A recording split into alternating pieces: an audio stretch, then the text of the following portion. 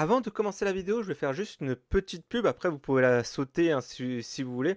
C'est juste que je vais être à la brocante de Mency le 28 septembre prochain avec des DVD, des livres d'occasion et même des livres que j'ai écrits à bas prix entre 1 et 2 euros et des jeux vidéo PS4 que je sais que je vais pas y jouer ou y rejouer comme Detroit Become Human ou World Legacy, Assassin's Creed, etc. Enfin, des jeux que je pense pas que je vais y rejouer.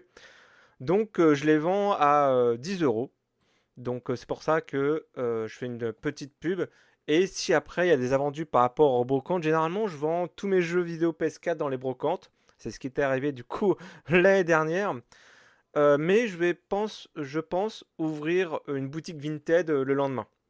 Voilà, donc n'hésitez pas du coup à me suivre sur les réseaux sociaux pour vous tenir au courant. Et je vais vous parler du coup de Detroit Become Human. À tout à l'heure. De plus en plus d'androïdes montrent des signes de déviance. On en compte des millions en circulation. S'ils deviennent instables, les conséquences seront désastreuses. Mon nom est Kara. C'est ici que tout a commencé. La forge du monde.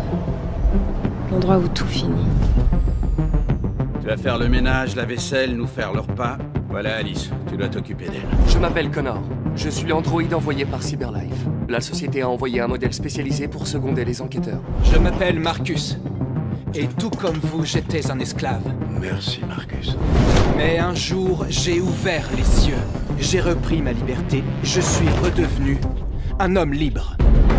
Aujourd'hui, je suis venu vous dire que vous aussi pouvez être vos propres maîtres. Je suis venu vous dire que vous n'avez plus besoin de leur obéir. Enfuis-toi! Trouve Jericho! Je connais quelqu'un qui peut t'aider.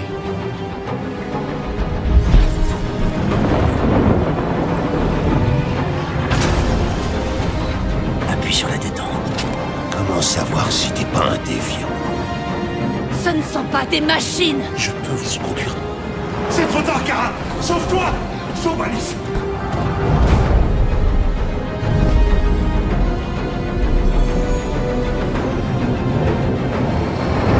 Mon nom est Kara. Je m'appelle Connor. Mon nom est Marcus. Ceci est notre histoire. Eh bien, salutations, c'est Lovegood, Maxime, enfin, comme vous voulez maintenant. Oui, j'avais dit que j'arrêtais YouTube, etc. Et j'ai arrêté surtout les Lovegood critiques. Mais là, j'étais en congé cette semaine et j'en ai profité du coup pour geeker un peu. Et pendant des années, mais pendant des années, plusieurs personnes m'ont conseillé de jouer à Detroit Become Human. Et enfin, j'ai joué à ce jeu. Enfin, je me suis décidé du coup à jouer à ce jeu. J'avais beaucoup hésité à en parler car je sais que la chaîne YouTube elle est morte, mais ça fait plusieurs vidéos que je vous le dis, mais on dirait que j'ai un peu du mal à l'enterrer. Je pensais pas que je ferais encore des Love Good critiques suite à ma vidéo Au revoir YouTube. Mais j'avais très très envie de vous parler de mon interprétation de ce jeu vidéo là. Bon, bien sûr, je vais pas faire de spoiler, hein, voilà, c'est juste mon interprétation à moi. Je vais juste vous dire du coup la base de l'histoire. Voilà, mais j'ai beaucoup aimé ce jeu. Mais voilà, je sais que ça va faire débat. Surtout que ce jeu vidéo est sorti en 2018. Mais vraiment, 2018. C'est-à-dire avant le Covid, avant que, on va dire que ChatGPT existe, pardon. Et j'ai joué pour la première fois en 2025, ce jeu vidéo-là. Donc, pour ceux qui connaissent pas du coup le jeu vidéo, parce que déjà, il faut connaître ce jeu vidéo, mais absolument. L'histoire se passe en 2038 dans la ville de Détroit. Pourtant, le jeu est français. Hein. Pourtant, le studio Quantic Dream, même si le nom est anglophone, il est français. Il s'est basé à Lyon, je crois. Une entreprise nommée Cyberlife a créé des androïdes pour nous assister à nos tâches, mais qui ont progressivement remplacé les humains dans la plupart des emplois. Et c'est pour ça que petit à petit, les humains détestent les androïdes. Pourtant, c'est les humains qui ont créé les androïdes. Voilà. Du coup, on incarne 3 androïdes. donc Connor, un androïde qui seconde la police de Détroit avec le lieutenant Hank Anderson sur les affaires de déviants. Les déviants, on va dire que c'est les androïdes qui n'obéissent plus aux humains. Marcus, un androïde ménager qui aide un artiste peintre en fin de vie, je ne vais pas vous spoiler ce qui se passe, etc. Et Kara, un androïde de foyer qui doit fuir avec une petite fille du domicile de son maître, car son maître battait sa fille Alice.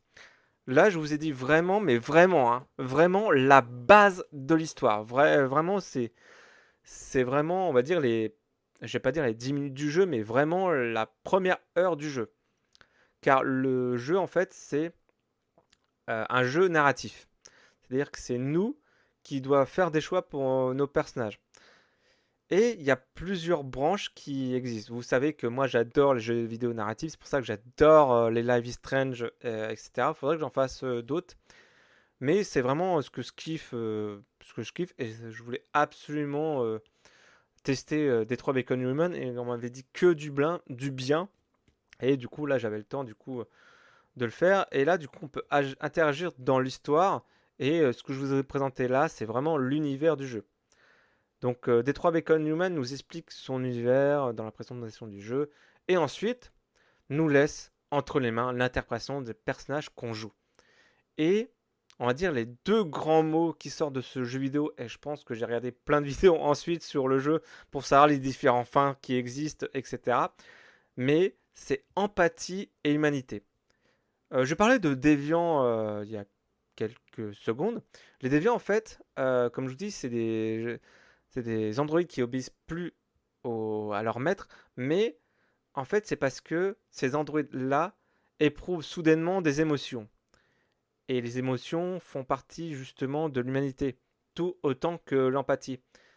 Et c'est pour ça que le jeu nous met à l'épreuve et nous donne des choix, et les choix ont réellement des conséquences sur l'histoire du jeu, même les choix insignifiants. J'ai découvert qu'il y avait plus de 27 fins différents à ce jeu, donc plusieurs possibilités en fonction du coup de nos choix. Soit on construit une relation positive ou négative avec les interactions des personnages qu'on croise et qu'on incarne. Soit on est des simples androïdes, donc des simples machines, et donc en tant que joueur, on accepte d'admettre qu'on est simplement des personnages qu'on joue, les personnages qu'on joue, soit des machines, ou au contraire, que nos personnages aient de l'empathie envers d'autres personnages. Je ne sais pas si vous avez compris ce que je voulais dire, mais n'hésitez pas du coup à me le dire en commentaire. Donc voilà, le jeu nous met souvent du coup à l'épreuve, et vraiment l'univers de ce jeu est vraiment très très bien fait. Il y a vraiment un lore du jeu, les images sont ouf, les décors sont ouf, il y a vraiment, en fait, il y a des petits détails, par exemple les journaux interactifs, et ça nous explique vraiment le lore du jeu, mais c'est vraiment hallucinant. Moi, j'ai tout de suite accroché à le jeu, même si je dois le mettre, je l'ai pas noté dans mes notes, il y a quelques défauts maladroits. Hein, des fois, ça rentre dedans et ça va pas jusqu'au bout. Mais bon, voilà, un jeu vidéo n'est pas parfait, mais déjà ils ont fait un travail monstrueux, mais vraiment un monstrueux sur les interactions qu'on peut faire, sur le scénario de l'histoire. Je suis sûr que, par exemple, si 10 personnes ont joué à ce jeu, eh ben, ils ont tous 10 expériences différentes à ce jeu-là. Et c'est ça qui est bien, c'est parce que c'est vraiment un jeu, on peut avoir un débat dessus. C'est vraiment un jeu auquel on réfléchit. Et ça qui est intéressant, c'est ça qui est intéressant. Et c'est dommage que je ne l'ai pas découvert plus tôt parce que... Mais après, il est intéressant de le découvrir aujourd'hui en 2025, sachant qu'en 2025, les intelligences artificielles font partie intégralement de notre quotidien, qu'on admet ou non, qu'on soit contre ou pour, etc. L'intelligence artificielle, il est là. Moi, je m'en sers, ma grand-mère s'en sert inconsciemment, ma mère aussi. Voilà, ChatGPT en 2025 est devenu un outil pour tous et accessible. Et ce que parle dans ce jeu-là, c'est que les intelligences artificielles, donc on parle d'Android, que l'humain a créé, font preuve plus d'humanité que les humains elles-mêmes. Après, il y a une célèbre citation qui est vraie du coup à l'heure actuelle, c'est que C'est une citation du coup de Albert Einstein. Einstein, je sais pas si je l'ai dit, mais c'est pas grave. Des fois, j'ai du mal à l'articulation. Je pense que vous l'avez remarqué du coup en 12 ans de vidéo.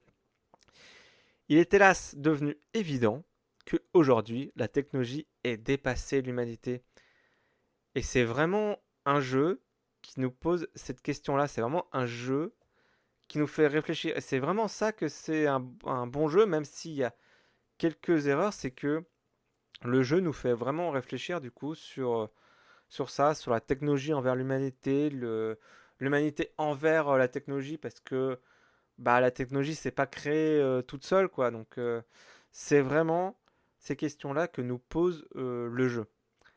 C'est franchement vachement intéressant. C'est vraiment mon interprétation du jeu. Vous voyez, j'ai parlé du jeu en 10 minutes et j'ai parlé vraiment de la base de l'histoire. J'ai seulement parlé de mon interprétation et l'interprétation qu'on peut avoir. Et s'il y en a qui regardent du coup cette vidéo, n'hésitez pas du coup à me dire l'interprétation de ce jeu-là. Ça m'intéresse vachement. Et je suis vraiment content de l'avoir découvert. J'aurais aimé, je pense, le faire en live Twitch. Ce serait vraiment une expérience à faire. Je pense que je le referai plus tard sur PC parce que je sais qu'il existe sur PC, mais je crois que faut avoir une manette. Et pourquoi pas le refaire en live Twitch et avoir l'interaction du coup de la communauté, hein. Si j'arrive du coup à me construire une communauté, vous savez que je n'ai pas streamé depuis mars 2025. Je voulais streamer cette semaine, mais j'ai dit non, c'est pas la peine. Surtout un jeu narratif auquel s'il n'y a eu aucune interaction, c'est même pas la peine. Voilà, j'ai pas envie de vous en dire plus sur ce jeu parce que je pense que ça vous gâcherait la découverte. Je sais qu'il y a plein de vidéos sur YouTube qui existent, il y a plein de let's play qui existent du coup sur ce jeu-là, car il a vraiment une réputation ce jeu-là, il a vraiment un aura et un engouement, voilà, je cherchais le mot, un engouement du coup pour ce jeu-là, et franchement, ça vaut le coup. Si vous aimez la science-fiction et si vous aimez du coup, on va dire les réflexions à se faire, c'est vraiment un jeu à faire. C'est vraiment, c'est...